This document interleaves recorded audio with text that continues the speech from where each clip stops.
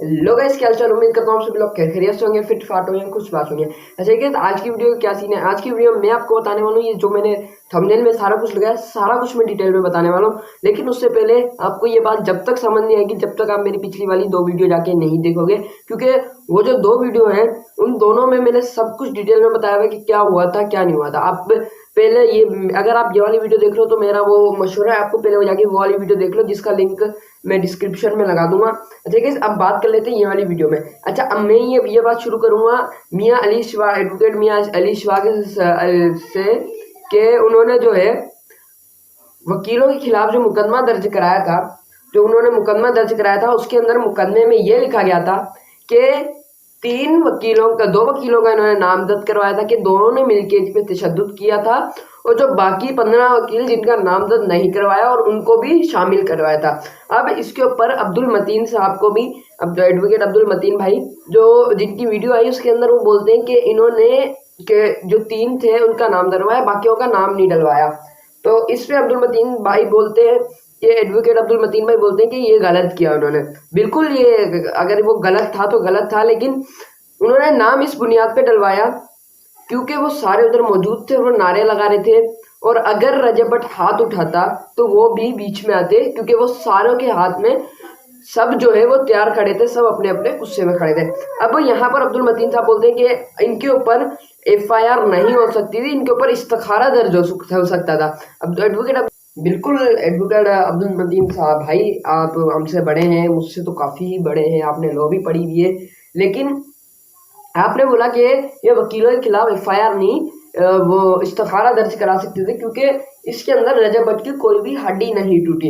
ये बात बिल्कुल इनकी ठीक है, क्योंकि एफआईआर तब होती है वकीलों के ऊपर जब वो तशद्दुद करते हैं कि रजब भट्ट की कोई हड्डी टूटे, या यानी किसी भी जिसके ऊपर तशद्दुद हुआ उसकी कोई हड्डी टूटे, या कोई ऐसा बड़ा मसला हो। लेकिन रजब भट्ट के साथ ऐसा कुछ नहीं हुआ, रजब भट्ट के साथ खराचे आई थी। लेकिन अब्दुल मतीन भाई अब जो है इनके ऊपर ये वाला केस भी हुआ कि इन्होंने तशद्दुद किया, एफआईआर हुई, लेकिन उसके साथ साथ इस बुनियाद पे एफआईआर हुई कि रजब भट्ट का जो बैग था उसके अंदर 3 लाख रुपए जो है वो मिले थे। अब वो बात यहाँ पर आई थी कि रजब भट्ट के 3 लाख रुपए गए। एक इंटरव्यू में नदीम नानियाला बोलता है कि जिसके अंदर भट्ट के भी 1 लाख रुपए थे। अब यहाँ पर बात यहाँ पर समझने की आती है, अगर काफी लोगों ने जिन्होंने नादिर अली का पॉडकास्ट देखा होगा उसके अंदर काफी चीजें क्लियर हो चुकी है। मैं और ज्यादा क्लियर करके बता देता हूँ कि इसके अंदर कम्प्लीटली रजब भट्ट ने ये बोला है कि मेरा जो पर्स था वो नदीम नानी वाले के बैग में था। अब नदीम नानी वाले के 2 लाख, जिसके अंदर नदीम नानी वाले की इसमें ये गलती है कि उन्होंने नादिर अली के पॉडकास्ट में पूरी बात नहीं बताई कि मेरे 2 लाख, रजब का 1 लाख था, तो उन्होंने जो चोरी हुआ। अब जो है नदीम नानी वाले के बैग में था रजब भट्ट का बैग, जिसके अंदर 1 लाख था, और उसके बाद नदीम नानी वाले की खुद की मैकबुक वगैरह थी, जिसके अंदर जिसके बाद जब उनका बैग वहां पर अदालत में तशद्दुद के दौरान जब वो बैग जब गुम हुआ, तो बैग गुम होने के बाद उनको सब कुछ मिल गया, लेकिन उसमें जो अमाउंट थी, कैश था जो रजब भट्ट का, जिसके अंदर 1 लाख रजब भट्ट का था, 2 लाख उनका था, और जो उन्हें नहीं मिला, जिसकी बुनियाद पर मियां अली इशफाक साहब ने एक एफआईआर दर्ज कराते हैं सिटी कोर्ट में। तो वहां पर ये एफआईआर दर्ज होती है कि इन्होंने तशद्दुद किया और 3 लाख के केश के चोरी के तौर पर जो है वो एफआईआर दर्ज होती है। ये वाली बात यहाँ पर यह आ जाती है कि ये जो एफआईआर हुई है ये चोरी के केस में हुई है, यानी चोरी को इसका वो बनाया गया है। अब यहाँ पर काफी लोग बोल रहे हैं कि मियां अली इशफाक ने झूठी एफआईआर कराई है, तो ये झूठी नहीं है। आप अगर इस बात को थोड़ा सा गौर से समझें तो ये बात यहाँ पर कुछ बक्स हैं जो कि सही करने वाले हैं, लेकिन बाकी सारा कुछ सही है कि ये जो एफआईआर है ये चोरी की बुनियाद पर हुई है, ये किसी और से तशद्दुद, खाली उसके अंदर नामजद कराया गया है चोरी की बुनियाद के साथ साथ ये वाली एफआईआर भी दी है, जिसकी बुनियाद पर ये एफआईआर हुई है कि इन्होंने तशद्दुद किया। जैसे कि अब जो है अगर इसमें चोरी वाला सीन ना ऐड होता तो ये इनके ऊपर एफआईआर नहीं हो सकती थी। वो क्यों नहीं हो सकती थी? अब वो इस वजह से नहीं हो सकती थी क्योंकि यहाँ पर जो है वो इस वजह से नहीं हो सकती थी क्योंकि रजब भट्ट की वहां पर कोई भी हड्डी नहीं टूटी तशद्दुद के अंदर। अगर केस पैसे चोरी ना होते उस केस में इनके ऊपर एफआईआर नहीं हो सकती थी। अब यहाँ पर बात यह आती है कि जब इन्होंने एफआईआर कराई उसके बाद काफी लोगों का जो है वो जस्टिफिकेशन देने लग गए कि रजब भट्ट जो है, जो ये एडवोकेट थे, कराची के लॉयर थे, बैरिस्टर थे, इन्होंने काफी जो है जस्टिफिकेशन देने लग गए कि इन्होंने जो है पहले आके तशद्दुद किया, जबकि कोर्ट में स्ट्राइक थी।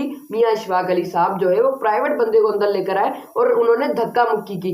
अगर उन्होंने धक्का मुक्की की अंदर आने के लिए, जबकि वो अक्लमंद, ऐसा हुआ नहीं होगा, कुछ अगर हुआ भी है तो काफी लोग बोल रहे हैं हमें इस चीज का सबूत दो। अगर आपके पास इन चीज का सबूत है कि उन्होंने पहले आगे हाथ उठाया, अगर उन्होंने पहले आगे हाथ उठाया फिर तो जाहिर सी बात है गलती रजा भट्ट की, अगर उन्होंने पहले आगे हाथ उठाया। लेकिन इससे पहले एक वीडियो आई थी कि उसके अंदर ये बोल रहे थे कि स्ट्राइक के बावजूद वो प्राइवेट बंदे को अंदर लेकर आए, जिस वजह से वकीलों ने रजा भट्ट को मारा, क्योंकि रजा भट्ट के ऊपर पहले भी गुस्सा था। अब उनका वकील जो है बयान पूरा चेंज हो गया है। वो बोल रहे पहले रजा भट्ट ने हम पे हाथ उठाया, उनके जो प्राइवेट बंदे थे उनके साथ मिलके काफी बाउंसर लाए थे। अगर ऐसा कुछ है तो एक भी वीडियो ऐसी नहीं मिली, क्योंकि रजा भट्ट एक ऐसी पर्सनैलिटी है जिसकी आज पूरे पाकिस्तान में जो है पापू फैन फॉलोइंग है। अगर वो बंदों के साथ आते तो सबसे पहले बात ये आ जाती है यहाँ पर कि अगर आपके पास कोई सबूत है तो आपने ये सबूत देना, फिर जाके एफआईआर होगी। अब जो है जब इनके ऊपर एफआईआर हुई कराची के ऊपर, तो लॉयर्स के ऊपर जब इनके ऊपर एफआईआर हुई तो ये जाके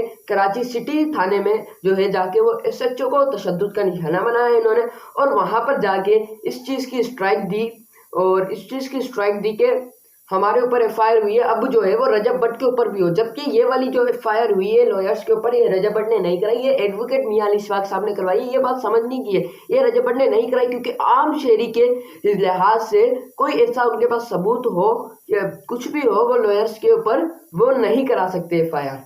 अब जो है यहाँ पर यह बात समझने वाली होती है कि रजब भट्ट ने एफआईआर नहीं कराई, एफआईआर जो हुई है वो हुई है उससे मियां अली इशफाक साहब ने करवाई है, एडवोकेट मियां अली इशफाक साहब ने कराची लॉयर पे। अब जो है कराची लॉयर्स का यहाँ पर यह आया था, उन्होंने एसएचओ को जाके तशद्दुद का निशाना बनाया, जिसकी कुछ वीडियोस हैं लेकिन मारने वाली कोई वीडियो नहीं है, अभी तक मेरे सामने नहीं आई।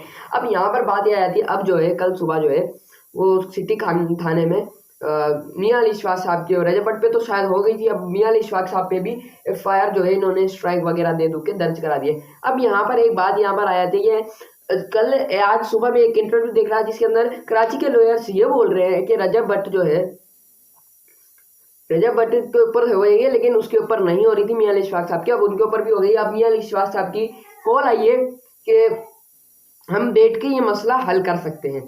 अब जो है ये मसला क्या बैठ के हल हो जाएगा या ये कंट्रोवर्सी ज्यादा बढ़ेगी अगर रजब भट्ट ने, क्योंकि कराची के बैरिस्टर चाहते हैं कि आप माफी मांगे रजब भट्ट ने, और ये सारा मामला चला है लाहौर के वकील से। सब आप जानते हैं कौन से लाहौर के वकील, बड़ी बड़ी दाढ़ी वाले, मैं नाम नहीं लूंगा भाई। गाइस मिलते हैं कल आपसे एक न्यू वीडियो में। मुझे ये बताना था कि अब जो है वो स्ट्राइक पर थे, अब स्ट्राइक जो है वो खत्म हो रही है भाई। मिलते हैं कल आपसे एक न्यू वीडियो में। अपना भी ख्याल रखें, अपने घर वालों भी ख्याल रखें। अल्लाह हाफिज। लाइक और सब्सक्राइब करना मत भूलना।